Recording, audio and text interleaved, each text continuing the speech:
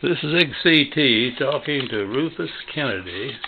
And Rufus, were you born in the Yuma area? Yeah, I was born in Dead Man's Corner.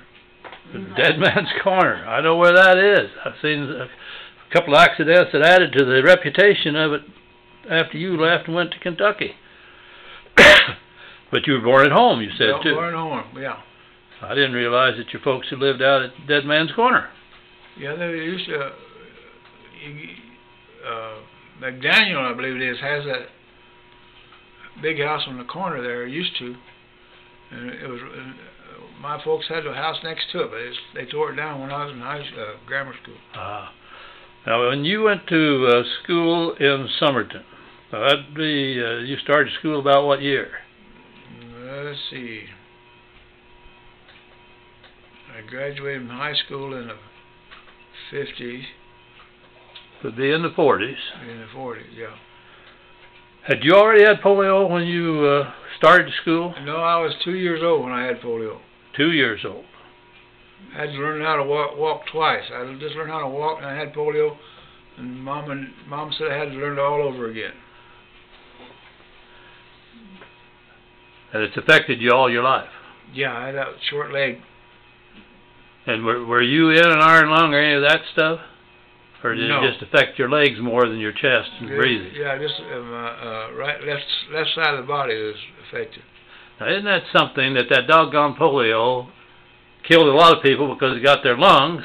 Mm-hmm. And I guess if you were going to get it, you were lucky, because instead of coming at your breathing arrangement, it came at the left side of you. So it affected not only your leg, did it affect your shoulder and arm too? No. Dad took me to a chiropractor as a little kid, and the chiropractor worked on it, and then Crippled Children's come along, and they sent me to Phoenix, and that doctor up there said, you know, that one of the best things your dad could have done is take you to that chiropractor and work that leg. And then they operated on it and fused the joint in the ankle so it won't bend. Now, if I remember right, in spite of the fact that leg's always been a problem, you did a lot of athletic things, even playing volleyball as an adult. I figured if you can do a whole bunch of it, I can do a little of it. So darn right. I like that attitude. Well, now, when you went to school at SOMERTON, were there two schools out at SOMERTON, one for black and one for white? Yes. There was one out in the back was west of the school there was a colored school there. And at that time, SOMERTON had two buildings. They had the old building on the north side and the newer building on the left. We went by there this morning and both of them was gone. Yeah, I'm sure they are. Did the Indian children come to school when you were in grade school? Yes. And they came with the Anglo side, not the black side. Right. We had 35 kids in our class, and it was about a third white, a third Mexican, and a third Indian. Yeah. And you were out with your wife. His wife's a retired hot lunch operator, manager at SOMERTON schools. And you were out to one of the schools today, and what did you see as you watched the buses unload? I didn't see a white-skinned kid in the whole bus. Yeah. It surprised me. I thought there'd be more than that, but...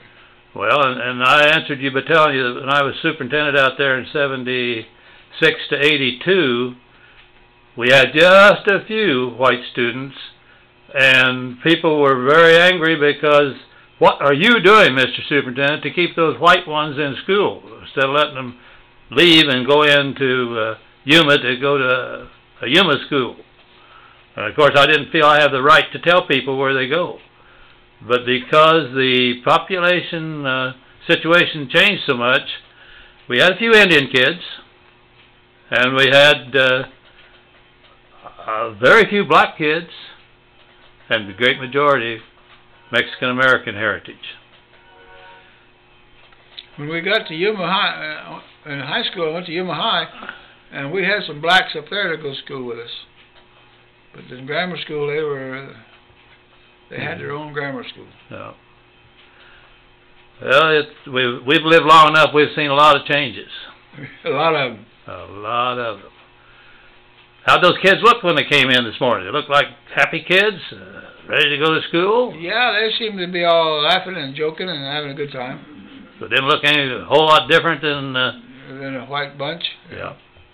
Now, that's what I noticed working in the schools that had heavy population.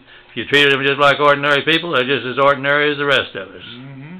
If you treat them bad, I'm sure they're going to react a little different to you. So it's an interesting world. I just wondered about the Mexican culture, you know. I heard that a Mexican family does not punish a kid with a spanking. He gets just talking to. And I just wondered.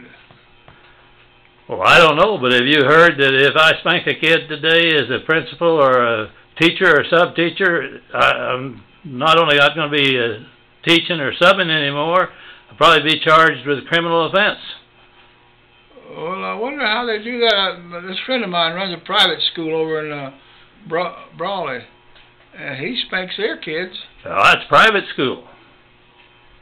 Yeah, that's a sad comment, isn't it? That so many parents are afraid to discipline their kids with the way things have gone.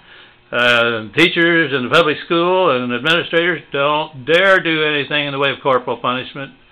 And yet in a private school, you can get the discipline that maybe the kids really want and need. But of course, you and I are old-fashioned. We think they want and need it.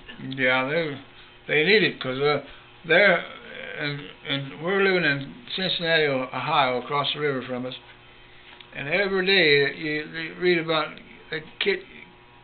find kids bringing guns to school, and the only punishment they get is they get sent home for a couple of days.